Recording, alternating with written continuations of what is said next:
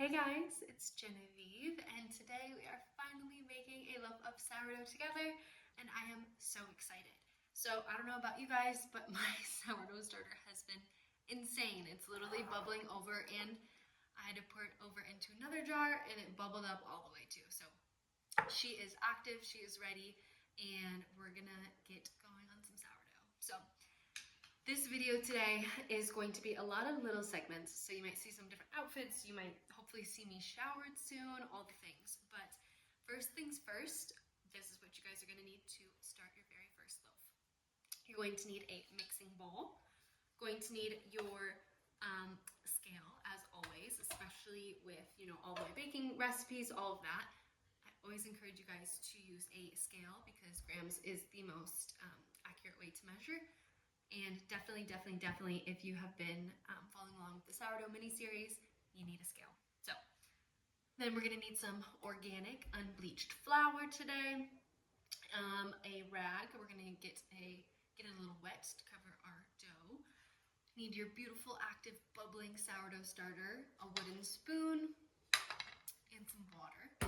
And you're gonna need some salt, but not quite yet. So I'm gonna grab mine.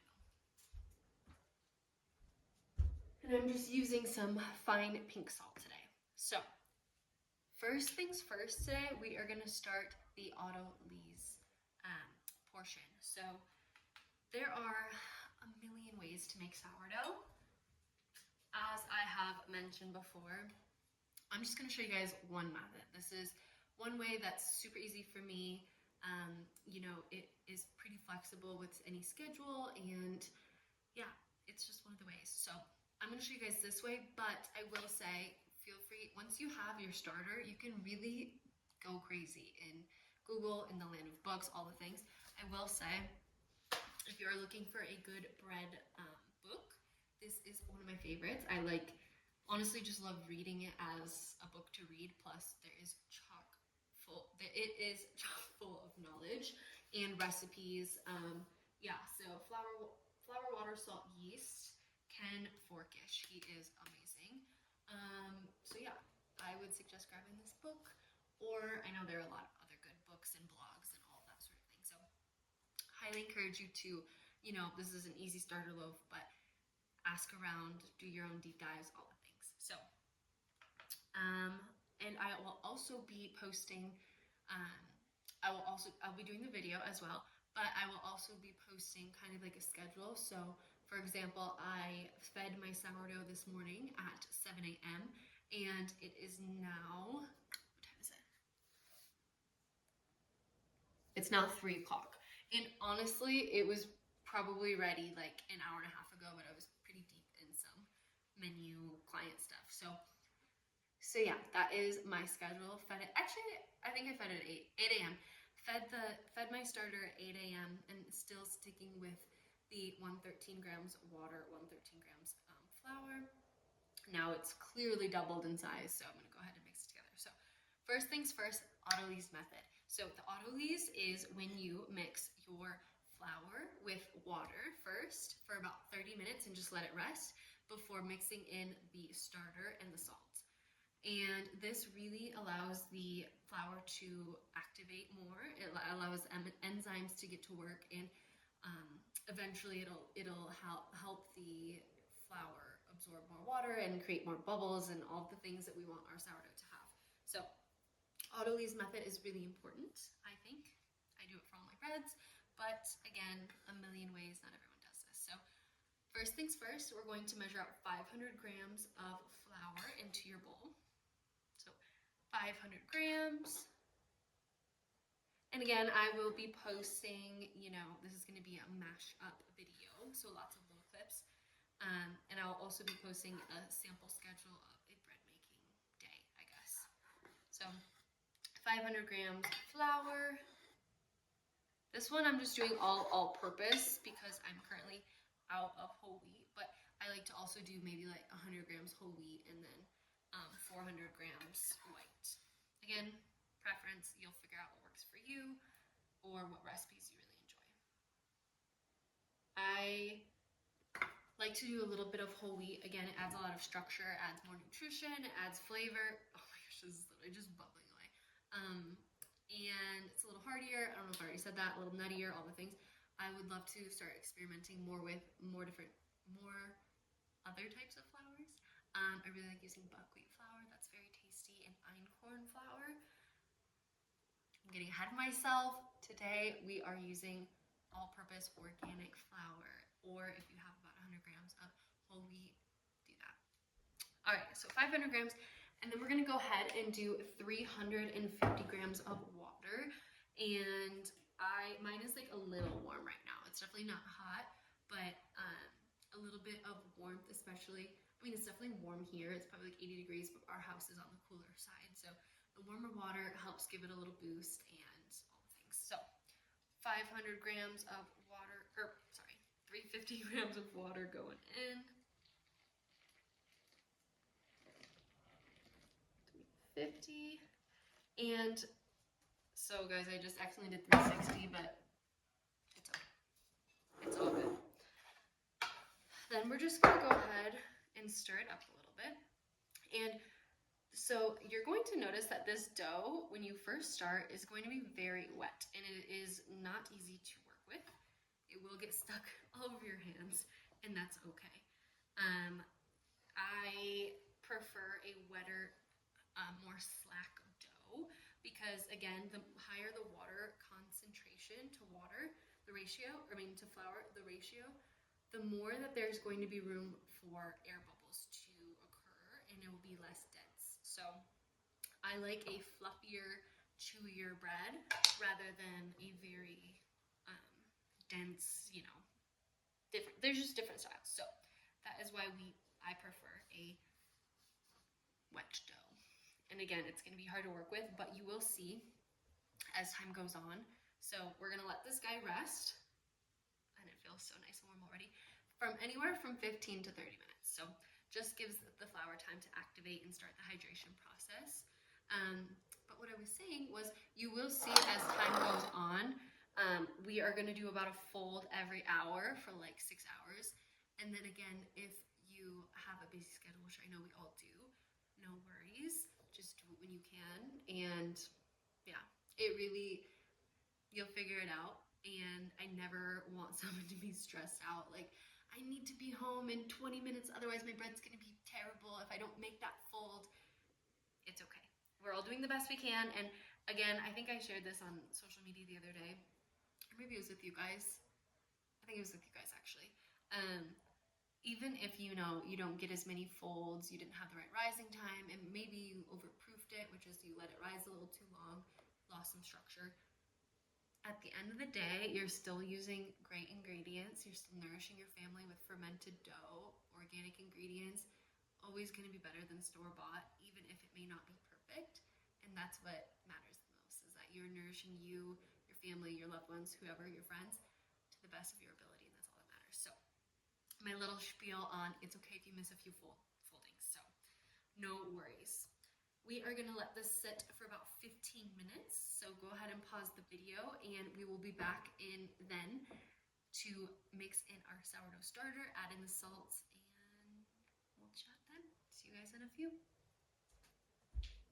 Okay, so we are back about 25 minutes later.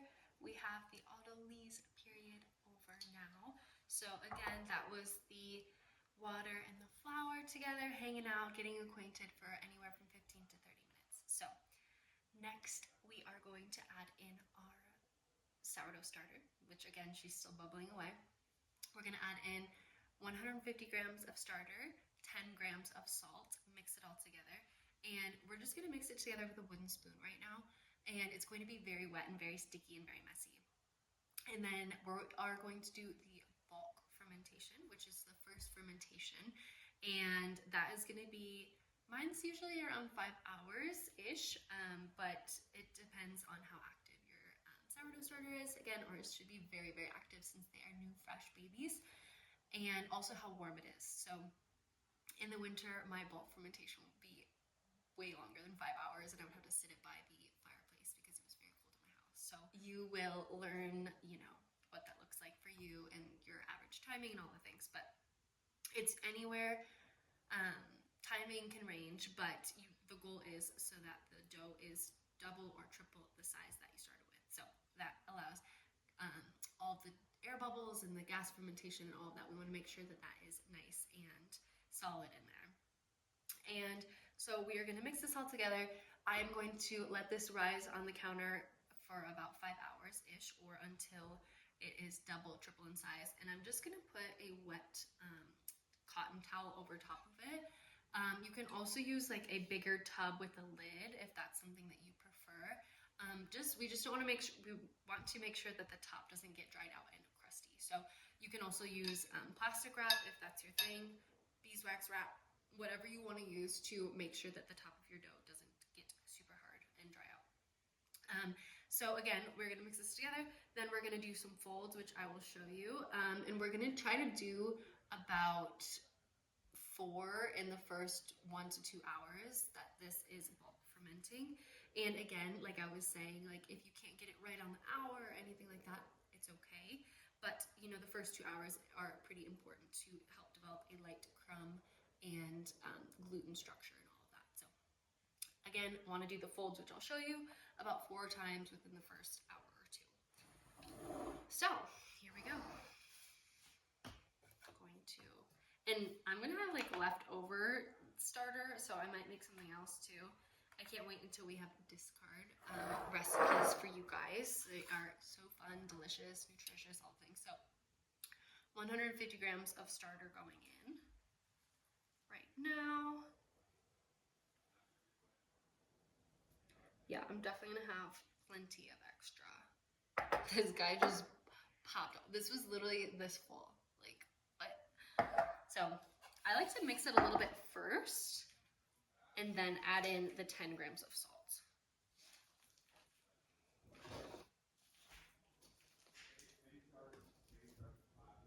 So again, she is a very lack dough, and that's okay, we love it. So I'm gonna add in 10 grams of salt.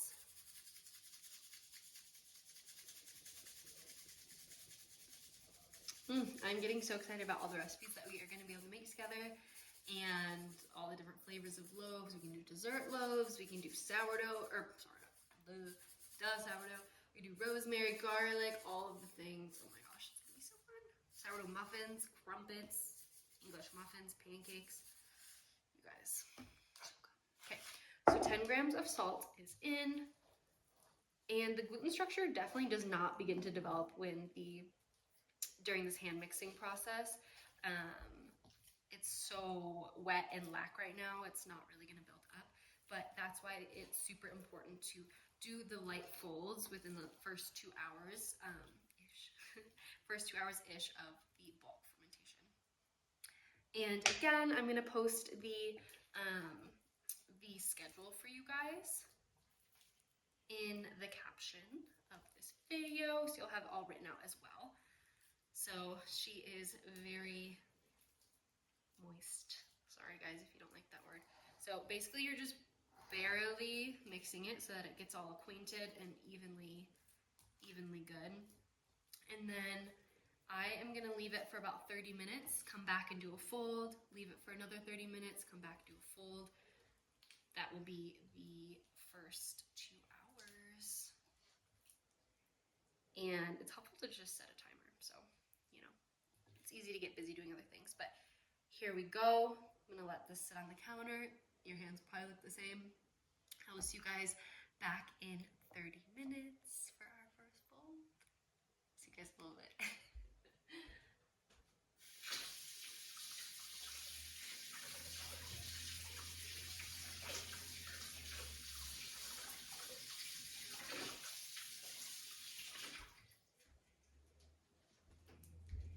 So you can see very wet. Does not look like a dough yet, but she will. Okay guys, we are back after the first 30 minutes and we are ready for our first fold. So I'm gonna show you guys what it looks like.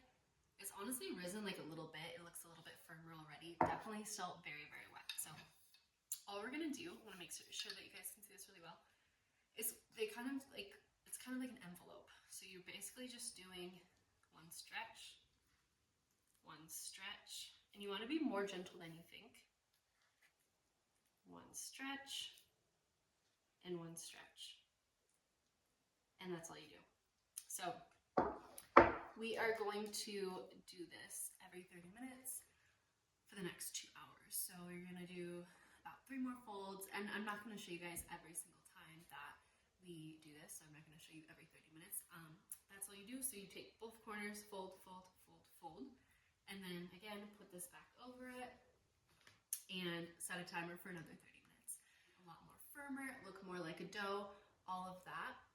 And then once we have doubled or tripled in size, we're going to form our loaf, and then we're going to put her in the fridge overnight. And at that point, I use a proofing basket. You don't have to. You can just use a bowl. We'll get there later. And so I will see you guys when the bulk fermentation is done.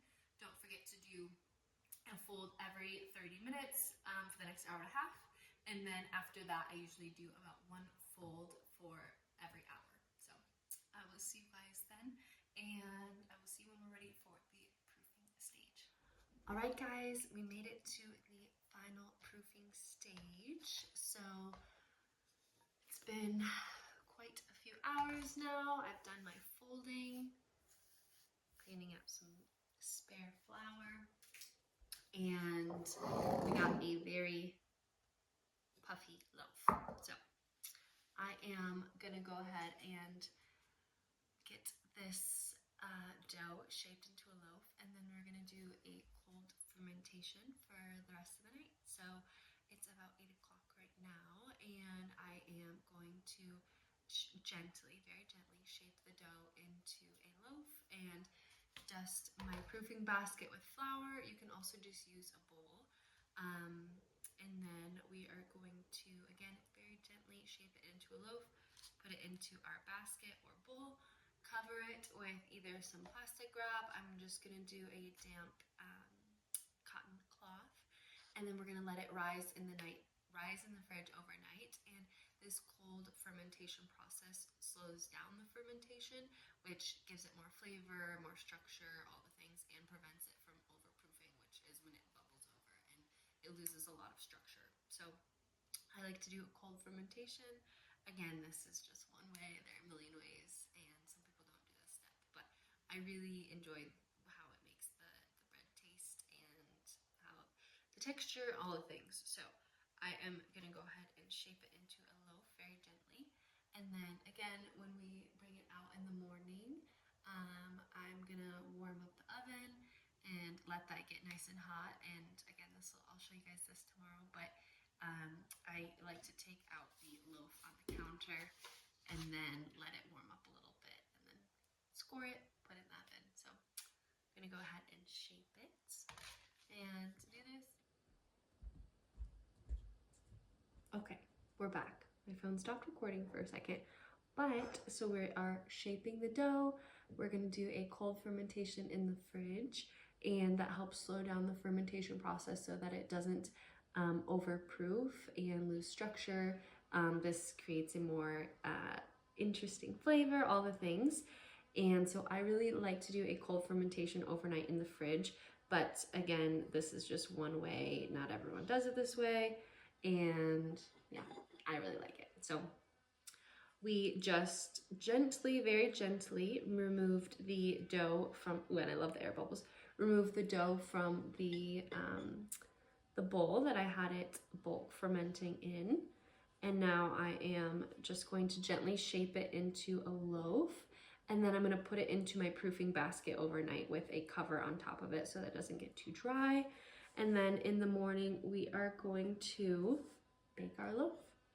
So she's still very soft and delicate and puffy and all the things that we are going for. We want to be very gentle with the dough to not, you know, waste any air pockets or anything like that.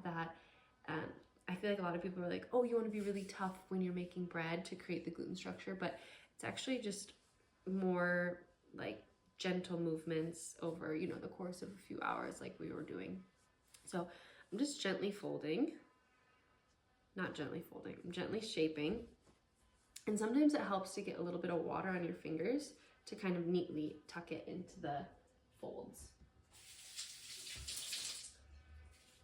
So I don't know exactly where my phone cut off, but I'm gonna let it do its proofing in the fridge overnight, and in the morning I'm going to take it out and you know, turn it out from the basket and go from there. So again, working very gently. Then I'm going to go ahead and turn it over. And I like to just kind of go like this in a circle till she starts to get a little more circular. Need a little more flour, and then I'm going to dust my proofing basket. You can use a proofing basket, you can also just use a bowl. All good.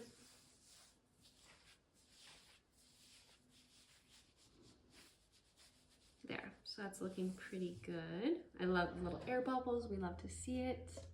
So I'm going to go ahead and dust my basket with a generous amount of flour so it doesn't stick to it. And you can do the same thing with a normal bowl, either way. And then we're going to let her chill in the fridge overnight.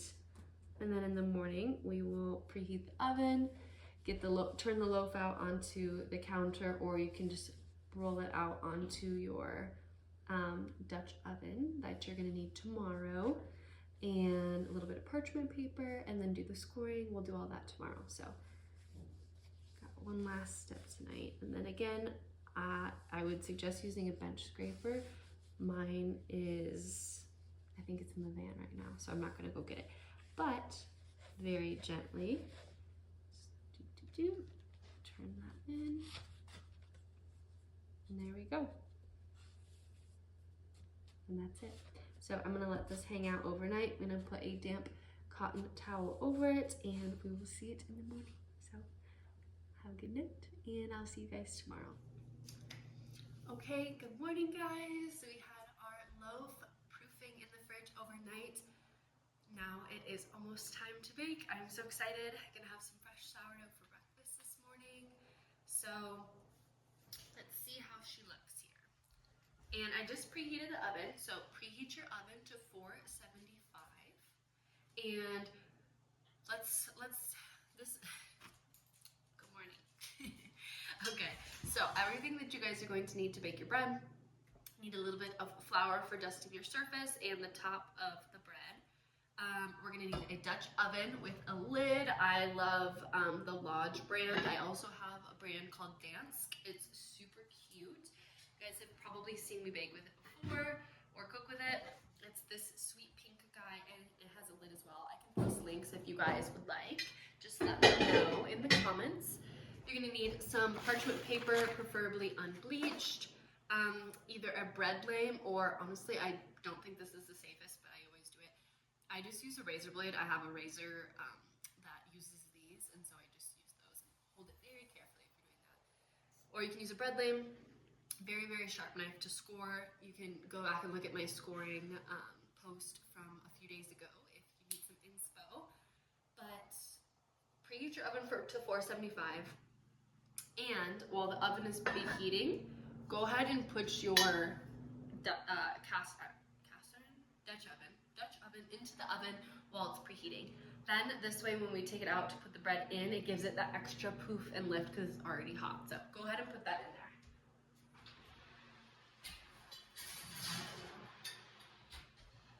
And obviously be very careful when you're taking it out. And so we want to check to see how our bread is proofed. So basically the poke test is a really nice and easy way to see if your bread is proofed to the right amount. Again, we don't want it underproofed because then it's going to be flat and not very airy. We don't want it overproofed because again, it's going to lose structure and it's harder to work with. So we're gonna test it. And go ahead and dust your flour surface. So mine okay, anyways. So the poking method, so if you gently poke it, if it comes back and lifts right up, we did a great job. It's proofed pretty well. So we wanna be able to poke it and have it like poof right back up. If you poke it and it kind of like collapses, it's overproofed. And again, it's okay. We're learning, and it's still gonna taste good and support your family, all the nourishment, all the things. So we're gonna very carefully, might need a few fingers and dump out your loaf, either from your bowl or from your proofing basket.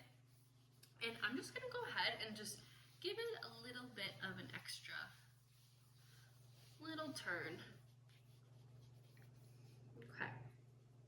And then mine's already pretty dusted on top since it was in the proofing basket. And we don't want to score until right when we're about to bake because we don't want to lose any air or room for expansion, anything like that. So if yours doesn't have a bunch of flour like mine does on top, go ahead and get a nice dusting and kind of just like evenly coat the outside. And you want to be very, very gentle at this process because you don't want to ruin any gluten structure, make any air bubbles come out, anything like that. So we're just gonna let it rest until our oven is preheated to 475. And then honestly, I like to put the loaf into the Dutch oven and then score. So then it's like already down, I don't need to transfer it because it does get a little bit more delicate once it's scored. So when we're gonna take out the Dutch oven, put our unbleached parchment paper in the bottom so that it doesn't stick to the bottom.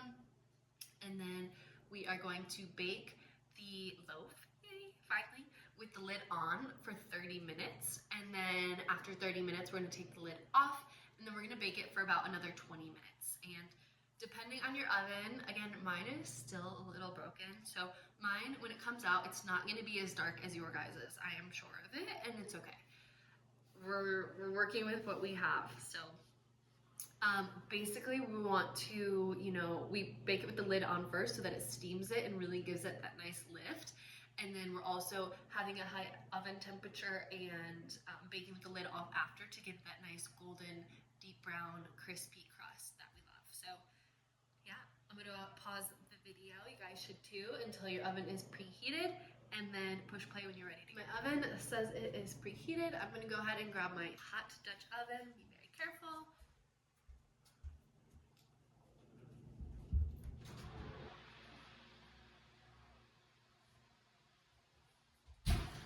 Okay. Going to line it with some parchment paper.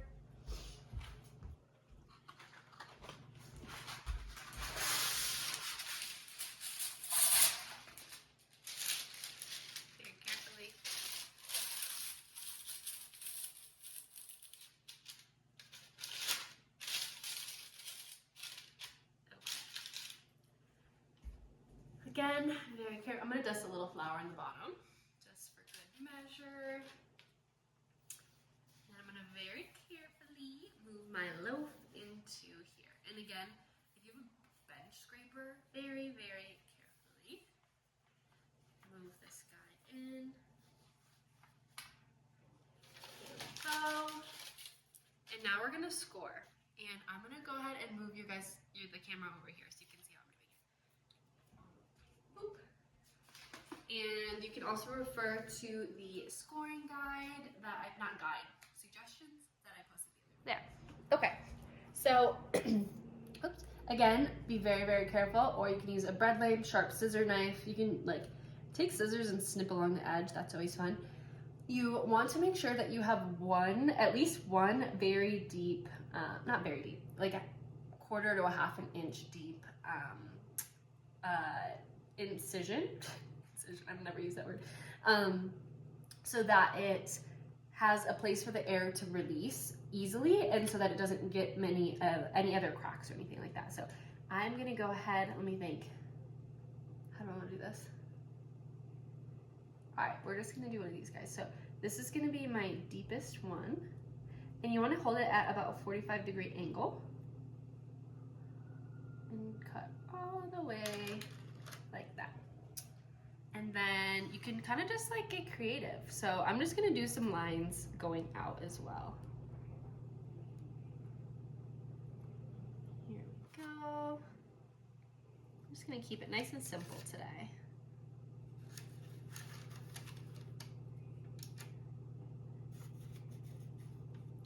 And again, if you need some inspo, posted a little thing the other day. Might do one other little line right here.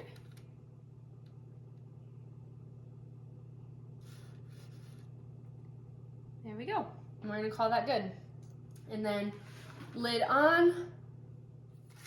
So very carefully put it in the oven and set your timer for 30 minutes.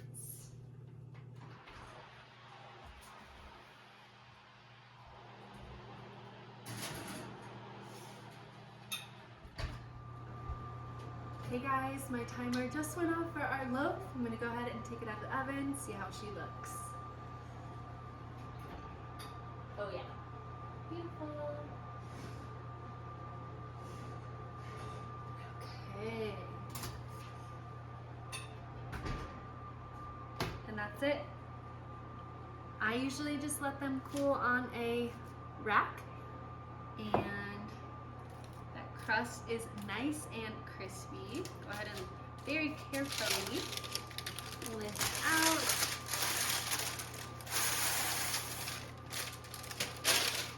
All right, there you have it. And again, yours is probably a little bit darker than mine because my oven doesn't quite get up to temp, but she's doing her best. I am so excited that we finally baked a loaf together, and do your best to let this loaf cool before you cut into it. Definitely use a bread knife and enjoy. So excited for all the other recipes to come, and don't forget to go ahead and feed your starter if you want to bake and start another loaf, or use the discard for a recipe that we have one up so far. We have the chamomile sourdough muffins. Go ahead and use that recipe for the sourdough discard if you have any, and more discard recipes to come. Hope you guys enjoy. I hope that you love baking sourdough. I hope that you found this helpful, all the things. Can't wait to see you guys' creations, and let me know if you have any questions. Again, the schedule will be in the caption as well. So hope you guys have a beautiful day and enjoy your sourdough loaf.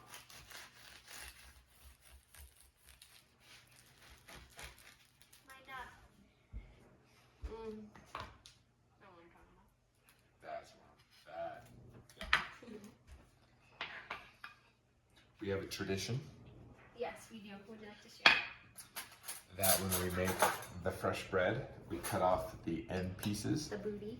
And Only one, not both. I cut both of them. And she's mad at me.